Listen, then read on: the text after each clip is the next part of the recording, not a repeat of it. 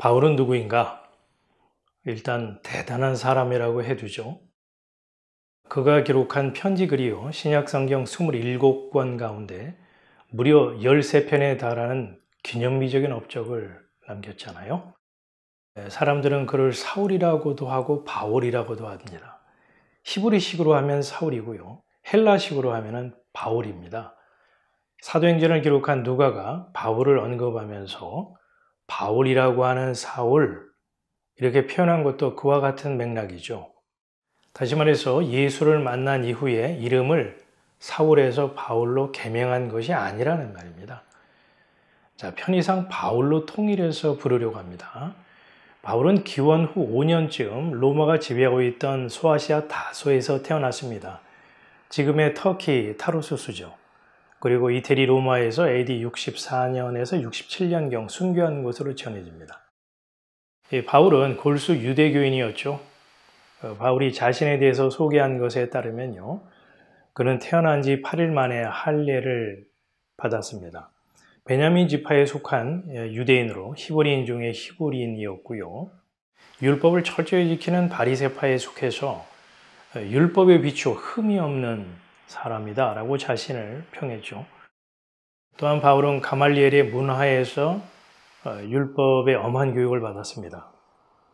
이 가말리엘이라는 사람은 유대 율법의 정통한 바리새인으로서 사내들인의 그 지도자로서 모든 유대인들이 존경하는 인물이었죠. 바울은 일찍이 유대로 건너가서 가말리엘에게서 구약 성경과 유대교의 전통에 관해 배우고 익혔습니다. 가말리엘의 문화생이다, 이 말 자체가 바울을 대변해 줍니다. 지금으로 말하면 바울은 미국의 명문 하버드 대학에서 공부했다는 말이죠. 그리고 소아시아 다소에서 태어났다라고 하는 것은 바울이 그리스 문화와 언어에 남다른 정보와 지식을 갖고 있었음을 짐작하게 합니다. 그뿐 아니라 바울은요, 로마 시민권도 가지고 있었죠. 바울이 어떻게 로마 시민권을 취득했을까? 바울 자신은 나면서부터 로마 시민권을 가진 사람이다, 이렇게 밝혔죠. 로마가 막강한 권력으로 세계를 지배하던 시대에 로마 시민권이라고 하는 것은 법적으로 보호받을 수 있는 든든한 역할을 했습니다. 이처럼 출신 성분이나 학문의 수준, 사회적 배경이나 유대교 율법 등에서 뭐 하나 흠잡을 데 없는 바울. 그가 예수 믿는 그리스도인들을 박멸하는 일에 발벗고 나선 것은 예수라는 나사렛 이단을 뿌리 뽑는 일은 하나님을 기쁘시게 하는 사명이라 이렇게 확신했기 때문입니다. 그리스도인을 박해하는 그 행위에 대해서 위협과 살기가 등등한 그가 대제사장을 찾아갔는데요, 그리스도인에 대한 체포권을 부여받기 위해서죠. 당시 대제사장은 사내들인의 그 의장으로서 팔레스타인 안팎에 거주하는 모든 유대인들에게 행사할 수 있는 특정 권한을 로마로부터 인정받았습니다. 이 체포영장을 받아든 바울, 그는 거침없이 다메섹을 향해 가던 중에 갑자기 하늘로부터 빛이 비추었습니다. 바울은 땅에 엎드려졌고 소리가 들렸죠. 네가 어찌하여 나를 핍박하느냐? 그러자 당신은 누구십니까? 나는 네가 핍박하는 예수라. 바울은 이 사건을 계기로 사람이 돌변하죠. 예수를 나사렛 이단의 교주로 규정하고 그의 추종자들을 가혹하게 핍박했던 바울, 그가 돌연 예수가 하나님의 아들이다 이렇게 전파하고 예수를 그리스도다 이렇게 가르치기 시작을 했습니다. 유대교 입장에서 그는 배교자이죠. 제거 대상 블랙리스트에 이름을 올렸습니다. 바울이 회심한 것은요, 유대교의 그 지도자 그룹에서 밀려나거나 왕따당해서 홧김에 돌아선 충동적인 결정이 아니죠. 그는 유대 사회를 이끌어갈 앞길이 창창한 젊은이고 잘 나가던 사람입니다. 그렇다면 뼛속까지 유대교 사상으로 무장한 바울이 왜 유대교를 훌쩍 떠났을까? 다메섹으로 가는 도중에 하늘의 그 음성을 듣고 충격을 받아서 유대교를 떠났다라고 하기에는 설득력이 한참 떨어지고요. 그의 경험은 매우 사적인, 개인적인 것이라 논리적으로 설명하기 어렵습니다. 남다른 특이한 체험을 할 경우 사람이 180도 변하는 경우가 있다고는 하지만 꼭 그런 건 아니죠. 무엇보다 이 배교는요, 유대교에서 퇴출과 동시에 죽음을 각오해야 하기에 그렇게 단박에 돌아선다고 하는 것은 말처럼 간단한 일이 아닙니다. 좌우간 바울은 다메섹 사건을 기점으로 뇌 세탁이라도 받은 것처럼 말이죠. 전혀 딴 사람이 되었습니다.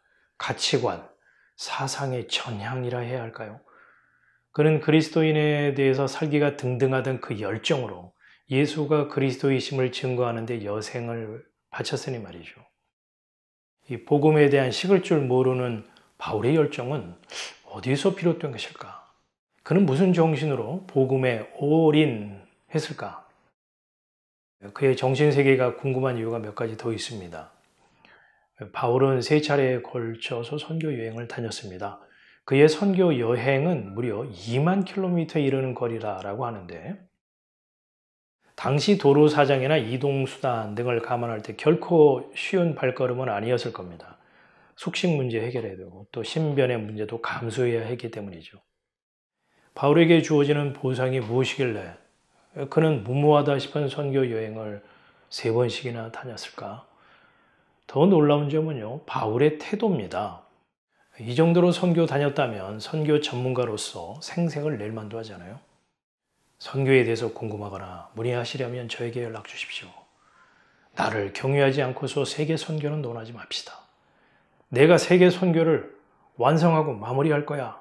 이런 소리를 낼 만도 한데 바울은 자신의 선교 행적에 대해서 침묵하리만치 조용합니다. 조용하다는 것은 자신의 선교 실적이나 어떤 행사를 했다고 하는 자신이 이룬 업적에 대해서 전혀 언급하고 있지 않다는 사실입니다. 선교 후원을 한 푼이라도 더 받으려면 자신의 자취를 드러내고 선교 현장 사진이나 사역 홍보 영상을 만들어가지고 이곳저곳에 배포해야 할 텐데 바울은 오직 예수가 그리스도이심을 줄기차게 증거하고 있을 뿐입니다. 참 별난 사람이죠. 십자가 외에 자랑할 게 없다는 바울의 고백, 그의 정신세계가 궁금한 두 번째 이유입니다. 그는 분명 자랑할 거리가 참 많은 사람이었죠. 유대인으로서 로마 시민권을 가지고 있었고 그리스의 그 찬란한 문화와 언어에도 능숙했고 가말리엘의 문화생이었잖아요. 유대교에 몸담고 있을 때 그는 율법의 의로는 흠이 없는 자다. 스스로 이게 자부했습니다. 사람들은 이러한 자랑거리를 소유하고 확보해 보겠다고 밤낮 가리지 않고 죽기 살기로 힘쓰지 않습니까? 그런데 바울은 이 모든 것을 배설물로 여긴다. 이렇게 고백을 하면서 주 예수 그리스도의 십자가 외에 결코 자랑할 것이 없다. 그러니까 당당히 밝혔습니다. 십자가는 무엇인가요? 요즘에야 십자가라고 하면 몸 치장하는 데 사용하는 그 액세서리고 또 재앙을 맞고 악귀를 쫓기 위한 부적처럼 활용을 하지만 당시 십자가는 저주의 상징이고 수치의 극치였습니다. 십자가형은요, 사회에서 제거해야 할 암적 존재에게 내리는 극형이었습니다. 보기조차 꺼림직에서 고개를 절레절레 흔들 그 십자가에 매달려 극한 고통 가운데 죽어간 무기력한 예수 그리스도, 그 십자가 외에 자랑할 것이 없다니. 바울의 정신세계가 참 궁금할 뿐입니다. 좀처럼 이해하기 어려운 이 바울의 기이한 태도는 극한 고통과 이유 없는 고난에 대한 그의 반응입니다. 그는 자신이 당한 고난을요, 다음과 같이 진술을 했죠. 내가 수고를 넘치도록 하고 옥에 갇히기도 더 많이 하고 매도 수없이 맞고 여러 번 죽을 뻔하였으니 유대인들에게 40에 하나 감 한 매를 5번 맞았으며 3번 태장으로 맞고 1번 돌에 맞고 3번 파선하는데 일주야를 기품에서 지냈으며 여러 번 여행의 강의 위험과 강도의 위험과 동족의 위험과 이방인의 위험과 시내의 위험과 광야의 위험과 바다의 위험과 거짓 형제 중에 위험을 당하고 또 수고하며 애쓰고 여러 번 자지 못하고 줄이며 목마르고 여러 번 굶고 춥고 헐벗었노라. 이 고생을 한다고 해서 뭐 떡이 나오나 돈이 나오나 내가 왜 고생을 사서 하지? 라고 후회할 만도 하잖아요. 그런데 바울은요, 이러한 고통과 고난에도 예수님을 원망하거나 복음 전하는 일을 포기하지 않았습니다. 그는 도대체 무슨 부귀영화를 누려보겠다고, 무슨 아름다운 결말을 보겠다고 환난 가운데서도 복음 전하는 일을 계속했을까요? 욥의 아내는 재산 잃고 자식 잃고 남편까지 몸에 병이 들자 자기 남편 욥에게 뭐라고 했습니까? 당신이 그래도 자기의 순전함을 굳게 지키느냐? 하나님을 욕하고 죽어라 이렇게 저주했잖아요. 이러한 반응이 보통 사람에게서 나오는 자연스러운 행동 아닌가요? 힘에 지나도록 심한 고생을 받아서 살 소망까지 끊어지고 마음의 사형 선고를 받은 줄 알았다 소리한 바울. 그는 자신이 몸소 겪은 모진 고난을 글쎄 다음과 같은 시각으로 해석을 했습니다. 우리로 자기를 의뢰하지 말고 오직 죽은 자를 다시 살리시는 하나님만 의뢰하게 하심이라. 신기한 이적의 능력으로 남의 병은 고쳐주면서 정작 자기의 고통에 대해서는 속수무책이었던 바울. 그뿐인가요? 고질적이고 만성적인 질병을 갖고 있던 바울은 하나님께 3번 간절히 기도했지만 보기 좋게 거절당했잖아요. 하나님으로부터 받은 계시가 너무 크고 놀라운 것이기 때문에 너무 교만해질까 봐 하나님이 바울 자신의 몸에 가시 같은 병을 주셨다라고 이 하나님 편을 오히려 들어서 기록을 했습니다. 바울의 정신세계는 알다가도 모를 일이죠. 섭섭이가 들어가서 다 때려쳐라고 소리칠 만도 한데 바울은 자신의 질병을 위한 기도는 중단했고 복음 전하는 일은 중단하지 않았습니다. 바울은 무슨 정신으로 예수를 믿었으며 하나님의 은혜의 복음 증거하는 일을 마치려 하면은 생명을 조금 더 귀한 것으로 여기지 아니했을까? 바울은 기질상 강인한 멘탈의 그런 소유자인가? 아니면은 판단 능력이 모자란 그런 순진한 사람인가? 무턱대고 믿고 따르는 광신자는 아닐까? 이도저도 아니라면 이번 생은 포기한 자의 여유일까? 바울을 바울 되게 한 원동력은 과연 무엇일까? 바울의 정신세계와 삶을요, 사람의 이성과 합리로 이해하려는 시도는 포기해야 합니다. 바울을 바울 되게 한 원초적인 능력은 바울 자신에게 있지 않기 때문이죠. 바울이 대단하다면 그 대단한 바울을 바울 되게 하신 분이 참 대단하신 분 아닐까요? 눈에 보이지 않고 손에 잡히지 않지만 존재하고 활동하시는 그분 말입니다. 왜냐?